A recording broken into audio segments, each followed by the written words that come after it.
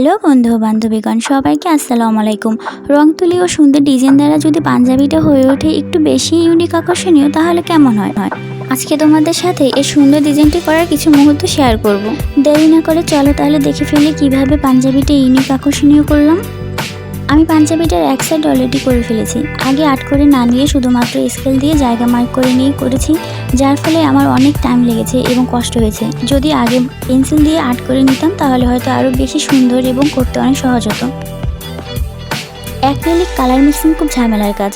Colour mixing করতেই পেন্টিংয়ের অর্ধেক টাইম চলে যায়। এত ডিটেলসে কাজ করতে গেলে আমার পুরো রাত নিয়ে একদিন চলে যায়।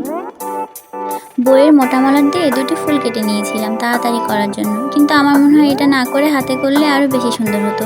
তাছাড়া কাগজ দিয়ে এই ফুল দুটি কাটতে আমার যা টাইম লেগেছে সেই টাইমে আমি হাতেই ফুলগুলো করে ফেলতে পারতাম।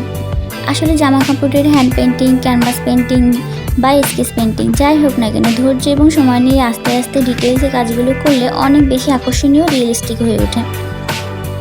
আমার কাছে পেন্টিংয়ের জন্য পর্যাপ্ত তুলি না থাকায় ডিটেলসের সূক্ষ্ম চিকন কাজগুলো করতে অনেক বেশি কষ্ট হয়।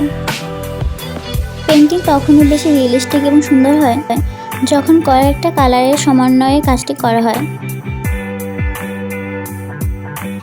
আর তার জন্য দরকার আমাদের চারপাশের বাস্তব চিত্রের দিকে একটু খেয়াল এবং প্র্যাকটিসের। তবে রিয়েলিস্টিক পেন্টিংয়ের জন্য ধৈর্য এবং সময় অনেক বেশি গুরুত্বপূর্ণ। হ্যান্ড পেন্টিংয়ের কাজগুলো বেশি আকর্ষণীয় হয়ে ওঠে সিলভার কালার দ্বারা, এবং রঙের প্রাইসটাও অনেক বেশি। আর আমি যেহেতু বেকার পাবলিক, তাই আমার কাছে সিলভার কালারটি না থাকায় সাদা ও কালো রঙে মিক্স করে আমি নিজেই সিলভার কালার বানিয়ে নেওয়ার ট্রাই করলাম। 100% না হলেও 95% হয়েছে বলা যায়।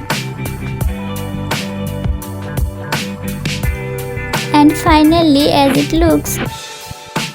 আজকের মতো টাটা, আল্লাহ হাফেজ। নেক্সট আবার কোনো রং তুলি খেলা নিয়ে আসবো ইনশাল্লাহ, সাথেই থাকুন।